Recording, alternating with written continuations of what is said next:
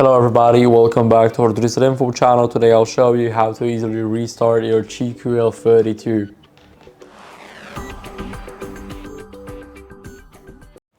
So first, what you guys need to do is go over to the Google TV settings. Now scroll down here until you guys see system, and right at the bottom we have the restart option.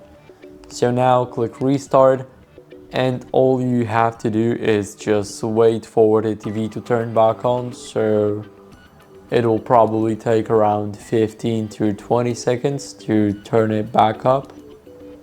Now, as you guys can see, it's being turned on. So all we gotta do is just wait, and after it turns on, you will see that it fully restarted. So now we have the Google TV logo,